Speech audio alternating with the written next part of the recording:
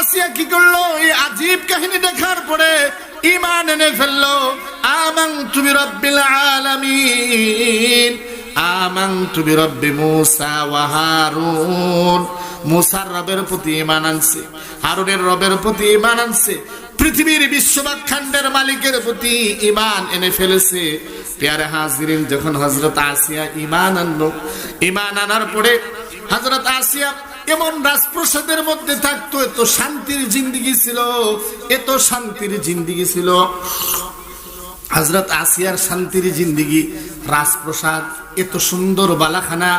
প্যারে হাজিরিন, এই যে ঘরে আপনার এই হযরত আসিয়া মাথার যে চুলগুলো আশ্রাইতো, যে চিরুনিটা ছিল, ওই চিরুনিটাও পর্যন্ত স্বর্ণের ছিল।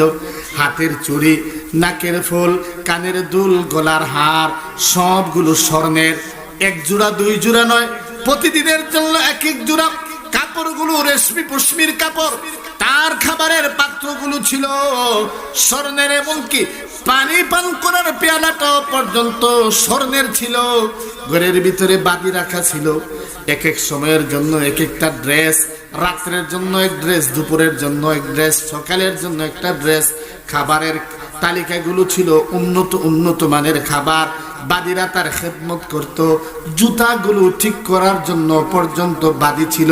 চিরুনিগুলো, চুলগুলো আছড়াইয়া দেওয়ার জন্য পর্যন্ত বাদি ছিল। এত শান্তির জিন্দেগির মধ্যে ছিল। যখন মূসার রবের প্রতি ঈমান আনলো, আল্লাহ রাব্বুল আলামিনের প্রতি ঈমান আনলো, ঈমান আনার পরে হযরত আসিয়া দরজা লাগাইয়া ঘরের ভিতরে আল্লাহ বিল্লাহ করে আল্লাহরে ডাকি, রবের প্রেমে মুস্তাগরাক, রবের প্রেমে ডুবন্ত। একদিন তার বাদি দেখে ফেলে। বাদি বলে, আপা বুঝতে পারি না দরজা লাগাইয়া কি করেন? বাদিরে বলে, ও বাদি শুন শুন, বুঝতে পেরেছি তুই আমাকে দেখে ফেলেছস। ও বাদি শুন শুন, আতরের গ্রান লুকানো যায় না, আতরের গ্রান লুকানো যায় না। আমি মূসার রবের প্রতি ঈমান আনছি। এবার বাদিও বলে, আমিও মূসার রবের প্রতি ঈমান আইনা ফেলাইলাম। সুবহানাল্লাহ। প্যারে হাজিরিন, এভাবে তারা ইবাদত করতেছিল, আল্লাহ রাব্বুল আলামিনের ইবাদত করতেছিল। ঘটনাক্রমে ফেরাউন জেনে ফেলল যে তার স্ত্রী মূসার রবের প্রতি ঈমান আনছে। এবার তো ফেরাউন রাগে অগ্নিশর্মা হয়ে গেল। আমার ঘরে থাইকা, আমার পয়রা, আমার খাইয়া, আবার আমার ঘরের ভিতরে দরজা লাগাইয়া মূসার রবের ইবাদত করে, এমনটা মানা যাবে না, মানা যাবে না, এমনটা মানা যাবে না। প্যারে হাজিরিন, তারপরে কি করলো? জল্লাদরে ডাক দিল, ও জল্লাদ, তাড়াতাড়ি গ্রেফতার কর। হযরত আসিয়ারে গ্রেফতার করা হলো। হযরত আসিয়ারে গ্রেফতার করার পরে প্যারে হাজিরিন, হযরত আসিয়ারে গ্রেফতার করার পরে ফেরাউনের সামনে নেওয়া হলো। ফেরাউনের সামনে নেওয়ার পরে এবার ফেরাউন বলতেছে, হে আসিয়া, শোনো শোনো, ভালো করে শোনো। তুমি যদি বলো মূসার রবের ইবাদত করো, তাহলে তোমাকে কঠিন আযাবের সম্মুখীন হইতে হবে, তোমাকে কঠিন আযাব ভোগ করতে হবে, তোমাকে কঠিন থেকে কঠিন আযাবের সম্মুখীন হইতে হবে। আর যদি বলো যে আমাকে রব মানো, তাহলে তুমি নিস্তার পাইয়ে গেছো, শান্তির জায়গায় আছো, শান্তির জায়গার মধ্যে থাকো। এবার আসিয়া চিন্তায় পড়ে গেল, টেনশনে পড়ে গেল, পরেশানির মধ্যে পড়ে গেল। ঈমানের পরীক্ষা শুরু হইয়া গেল। ঈমানের পরীক্ষা শুরু হয়ে গেল। কি জবাব দিবে, কি জবাব দিবে, টেনশনের মধ্যে আছে। ঈমানের পরীক্ষা শুরু হয়ে গেছে। এবার ঈমানের পরীক্ষার মধ্যে উত্তীর্ণ কিভাবে হওয়া যায়? আসিয়া মনে মনে বলে, না না না, হারা যাবে না, ঈমানের পরীক্ষায় পাস করতে হবে, ঈমানের পরীক্ষায় ফেল করলে হবে না, ঈমানের পরীক্ষায় পাস করতে হবে। প্যারে হাজিরিন, এবার হযরত আসিয়া সাহস করে ফেলল, কারণ রবের প্রতি ঈমান আনছে। রবের ঈমান অন্তরের মধ্যে তাজা ঈমান, নতুন ঈমান।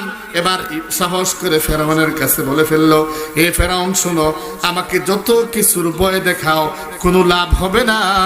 আমানতু বিরাব্বি মূসা ওয়া হারুন, আমানতু বিরাব্বিল আলামিন। আমি বিশ্বব্রহ্মাণ্ডের রবের প্রতি ঈমান আনছি, আমি বিশ্বব্রহ্মাণ্ডের রবের প্রতি ঈমান আনছি, আমি মূসার রবের প্রতি ঈমান আনছি, আমি হারুনের রবের প্রতি ঈমান আনছি। আমার দুনিয়ার যত ভয় দেখাও, কোনো কাজ হবে না, কোনো কাজ হবে না। আমি দুনিয়ার কোনো ভয়কে, আমি দুনিয়ার কোনো কিছুকেই ভয় করি না। ফেরাউনের সামনে যখন এমন কথা বলে দিল, ও ভাই, কালিমাওয়ালা কোনোদিন পরাশক্তির ভয় করে না, কালিমাওয়ালা কোনোদিন কালিমাওয়ালা ডাক ধমক ভয় করে না, কোনোদিন কালিমাওয়ালা অস্ত্র শস্ত্র ভয় করে না, কলিমাওয়ালা কোনোদিন তরবারি ভয় করে না, কলিমাওয়ালা কোনোদিন বুলেট ভয় করে না, কলিমাওয়ালা কোনোদিন কোনো অস্ত্রকে ভয় করে না, কলিমাওয়ালা তরবারির তলে থেকে লা ইলাহা ইল্লাল্লাহর ঘোষণা দেয়, কলিমাওয়ালা তরবারির তলে থেকেও লা ইলাহা ইল্লাল্লাহর ঘোষণা দেয়। ঠিক কিনা ভাইরা? প্যারা হাজরিন, হযরত আসিয়া জবাব দিয়ে দিল, আমানতু বিরব্বি মূসা ওয়া হারুন, আমানতু বিরব্বিল আলামিন। বিশ্বব্রহ্মাণ্ডের রবের প্রতি ঈমান আনছি, আমারে কোনো কিছু দিয়া ভয় দেখাইয়া কোনো লাভ হবে না। হযরত ফেরাউন দেখলো এখন তারে দেখা যায় ডর দেখাইয়া হইতো না, একটু লিপসা দেই, লিপসা দিয়া দেখি পারি কিনা না। আসিয়ারে ডাইকে দিছো, আসিয়া শোনো শোনো, আমি তো রব, আমি বড় রব, আনা রব্বুকুমুল আলা, আমি সবচেয়ে বড় রব। হে আসিয়া শোনো, আমি যদি বড় রব হই, আমার পরের যে সিংহাসনটা এটা তোমার জন্য থাকবে। তুমি যে বালাখানা আছো, তোমার বালাখানাটা আরো উন্নত বালাখানা বানাইয়া দিব, তোমার বালাখানাটা আরো সুন্দর বালাখানা বানাইয়া দিব, ফুলসজ্জার বিছানা থাকবে, খাদিম তোমার যতটা আছে তার ডাবল করে দেওয়া হবে। তুমি ভালো করে চিন্তা করে দেখো, তুমি আমাকে রব মেনে নাও, তাহলে তুমি নিস্তার পাইয়া যাইবা। এবার লালসার জবাবে হযরত আসিয়া আল্লাহর প্রেমে মুস্তাগরাক, আল্লাহর প্রেমে ডুবন্ত হযরত আসিয়া